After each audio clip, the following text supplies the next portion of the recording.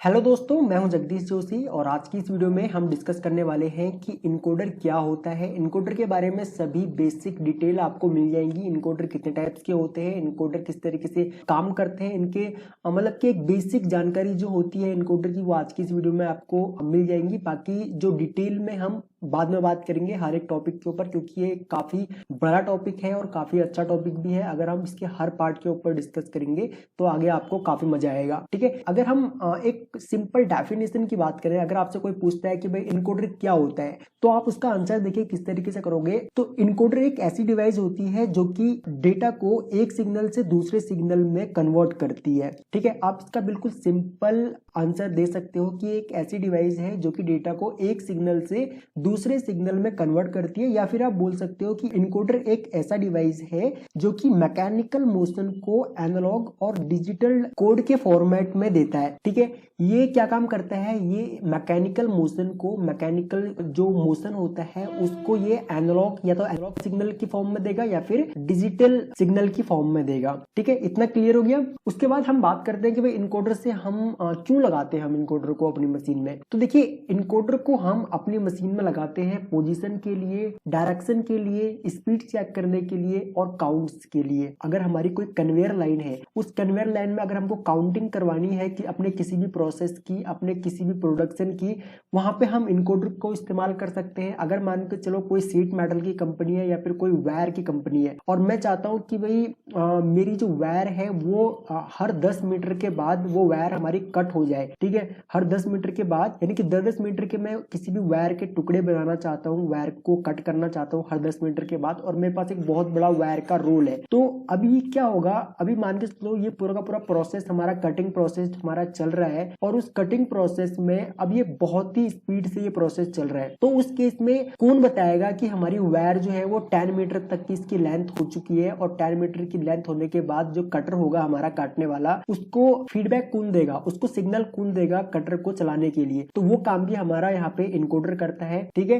यहाँ पे डायरेक्शन बताएगा, पोजीशन बताएगा और स्पीड। जैसे कि हमारी सर्वो मोटर होती है, सर्वो मोटरों के साथ में अगर आपने सीएनसी मशीनों पे काम किया हुआ है या फिर अगर आपने मित्सुबिशी वगैरह इनके कंट्रोलर पे काम किया हुआ है तो आपको पता होगा कि जो हमारी सर्वो ड्राइव होती है उनके पीछे हम लोग एक पल्स कोडर लगा के रखते हैं, या फिर हम लोग एक्सटर्नल अलग से इनकोडर भी लगाते हैं अपनी मोटर के स्पीड को काउंट करने के लिए, स्पीड को, आरपीएम को चेक करने के लिए, आरपीएम को कंट्रोल करने के लिए।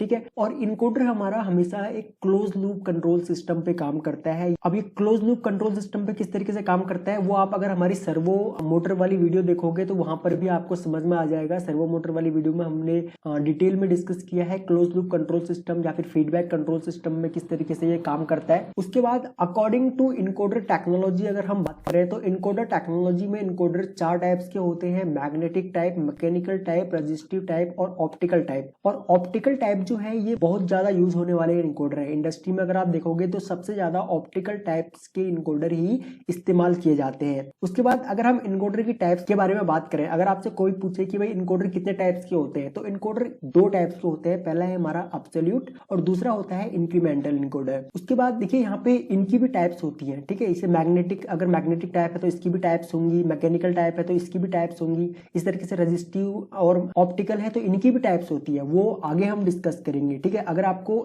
इनकोडर के बारे में और डिटेल में जानना है, इनके सभी टाइप्स के बारे में जानना है तो आप मुझे कमेंट कीजिए, मैं जरूर उनके ऊपर भी डिटेल वीडियो बनाऊंगा। तो यहाँ पे आपको एक ये जो इनकोडर जो दिखाई दे रहा है ये इनकोडर है हमारा इंक्रीमेंटल ऑप्टिकल टाइप का, ये इनकोडर है। ठीक है, अभी मैंने कुछ दिन पहले ही एक सीएनसी मशीन का एमपीजी खोला था। उस एमपीजी के अंदर का जो वर्किंग और उसका जो कंस्ट्रक्शन होता है वो सेम कंस्ट्रक्शन हमारा इन इनकोडर के अंदर होता है। ये देखिए, अगर आपको क्लियरली दिख रहा होगा तो यहाँ पे इसके अंदर एक इलेक्ट्रॉनिक सर्किट होता है और बाकी इसके अंदर क्या होता है कि एक प्लेट होती है। उस प्लेट के अंदर काफी सारे होल्स होते हैं और उन होल्स में से एक ट्रांसमीटर होता है और एक रिसीवर होता है। ट्रांसमीटर ट्रांसमिट करता है सिग्नल को और रिसीवर उस सिग्नल को रिसीव करता है। तो अगर इस जो हमारी ये प्लेट होती है, इस ये डिस्क जो होती है, इस डिस्क में छोटे छोटे होल होते हैं। तो अगर हमारा जो सिग्नल है वो इस डिस्क के होल में से पास होकर के इस रिसीवर तक पहुंच जाता है तो इनकोडर तुरंत कंट्रोलर को फीडबैक दे देता है। ठीक है। तो इस तरीके से ये सारा का सारा प्रोसेस जो है वो चलता रहता है। आगे जब हम डिटेल में डिस्कस करेंगे तो आगे आपको और भी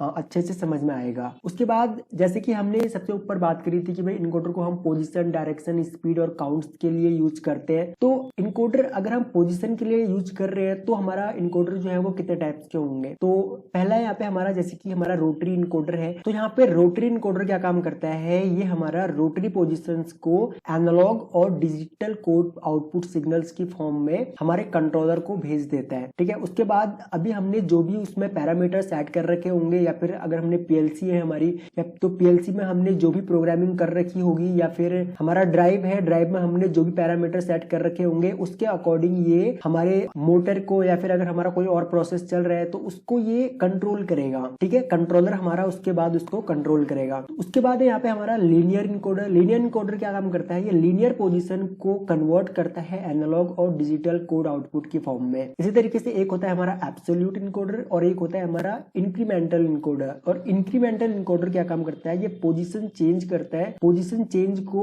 एनालॉग और डिजिटल कोड के आउटपुट सिग्नल के फॉर्म में हमारे कंट्रोलर को देता है और कंट्रोलर उसके बाद अपनी मोटर को कंट्रोल करता है। अगर आप सीएनसी मशीन पे अगर आपने काम किया हो, देखिए ये एक लीनियर इनकोडर है हमारा। अब ये लीनियर इनकोडर हमारे वहां पे इस्तेमाल होते हैं अगर आपने कोई एचएमसी सीएनसी मशीन देखी हो या फिर अगर आपने कोई बीएमसी मशीन देखी हो। ठीक है। बोरिंग मशीन जो होती है हमारी सीएनसी में, उनमें देखिए तो उनकी एक्सिस जो होती है वो काफी बड़ी बड़ी एक्सिस होती है। तो वो उन काफी बड़ी बड़ी एक्सिस में एक एक्सटर्नल इनकोडर तो लगा हुआ होता ही है, ऑप्टिकल, जैसे कि हमने बात किया था ना कि इंक्रीमेंटल ऑप्टिकल इनकोडर के बारे में, वो तो होता ही है। साथ में हम लीनियर इनकोडर को भी इस्तेमाल करते हैं वहां पे। ठीक है, मेजरमेंट के लिए। सेम इसी तरीके से जैसे कि मैं आपको बता रहा था कि हमारा जो इनकोडर होता है उसके अंदर डिस्क होती है। तो उस डिस्क के अंदर देखिए यहाँ पे ये मान के चलो डिस्क का एक छोटा सा पार्ट है और यहाँ पे एक ये ट्रांसमीटर है और ये रिसीवर है। ठीक है। तो ट्रांसमीटर सिग्नल को ट्रांसमिट करता है और जैसे जैसे डिस्क में क्या होता है इस तरीके से होल स्लॉट कटे हुए रहते हैं। ये होल होते हैं, आर पार होल होते हैं ये उस डिस्क में। और जैसे ही इस सिग्नल के सामने जो भी होल आता है तो उसमें से सिग्नल पास होता है और तुरंत रिसीवर तक पहुंचता है। तो जैसे ही रिसीवर तक पहुंचता है तो इनकोडर क्या काम करता है, तुरंत फीडबैक देता है हमारे कंट्रोलर को। जैसे जैसे सिग्नल्स इन होल्स में से पास होते जाएंगे तो ये सिग्नल जो है हमको देता रहेगा। देखिए एक जो इनकोडर है वो सिग्नल किस तरीके से देता है, एक बार देगा फिर नहीं देगा फिर देगा, ये इस तरीके से सिग्नल देता है। ठीक है, इस तरीके से सिग्नल देता है, यानी कि एक बार इस डिस्क के होल में से हमारा जो सिग्नल था वो पास हुआ और रिसीवर तक पहुंचा तो ये 1 यहाँ पे भेज देगा, सिग्नल भेज देगा। उसके बाद जैसे ही ये होल यहाँ से पास हुआ, हमारा जो ये डिस्क था ये घूमा, तो उसके बाद यहाँ पे ये 0 आ जाएगा, उसके बाद कोई सिग्नल नहीं भेजेगा। ठीक है, क्योंकि यहाँ पे जो ये सिग्नल था ये कट हो गया। ठीक है, सिग्नल यहाँ से कट गया। उसके बाद अगेन दूसरा होल आएगा तो दोबारा से ये एक सिग्नल भेज देगा। ठीक है, फिर ये डिस्क फिर घूमेगी तो ये फिर से उस सिग्नल को कट कर देगा। तो इस तरीके से 1 0 1 0 1 0 इस तरीके से ये सिग्नल हमारे कंट्रोलर को भेजता है। और कंट्रोलर में हम उसके बाद उस तरीके से वीएफडी है तो उसमें पैरामीटर सेट करते हैं, पीएलसी है तो उसके अकॉर्डिंग हम उसमें प्रोग्रामिंग करते हैं। तो आई होप कि आपको इनकोडर के बारे में बेसिक जानकारी सारी मिल गई होंगी। फिर भी अगर आपकी कोई डाउट है तो आप हमें वीडियो के नीचे कमेंट कर सकते हैं, मैं आपके सभी कमेंट्स पढ़ता हूँ। और आप हमारा एंड्रॉइड एप्लीकेशन भी डाउनलोड कर सकते हैं, वहां पे हमने पीएलसी प्रोग्रामिंग का कोर्स भी स्टार्ट किया हुआ है। अगर आप उस कोर्स को ज्वाइन करना चाहते हो तो आप हमारा पीएलसी प्रोग्रामिंग का कोर्स भी ज्वाइन कर सकते हो। वहां पे हम बिल्कुल बेसिक से आरएलसी से हम लोग स्टार्ट कर रहे हैं और हम एडवांस लेवल तक उसको पीएलसी तक को करेंगे और काफी वहां पे हम प्रैक्टिस करने वाले हैं। ठीक है, इन फ्यूचर, और आपको काफी मजा आएगा उस कोर्स को करने के बाद। और अगर आपको इनकोडर के और भी पार्ट्स के बारे में डिटेल में जानना है तो आप वीडियो के नीचे कमेंट कर सकते हैं। अगर आपको ये वीडियो पसंद आई तो प्लीज आप इस वीडियो को लाइक जरूर करें, अपने फ्रेंडों में जरूर शेयर करें। आपको ये वीडियो कैसी लगी हमें प्लीज आप कमेंट करके जरूर बताइएगा, क्योंकि आपके कमेंट्स हमारे लिए बहुत ज्यादा इंपॉर्टेंट होते हैं। आपके कमेंट से ही हम लोग मोटिवेट होते हैं आपके लिए और भी ज्यादा वीडियोस बनाने के लिए। ओके गाइस, तो थैंक्स फॉर वॉचिंग। जल्द मिलते हैं अपनी नेक्स्ट वीडियो में।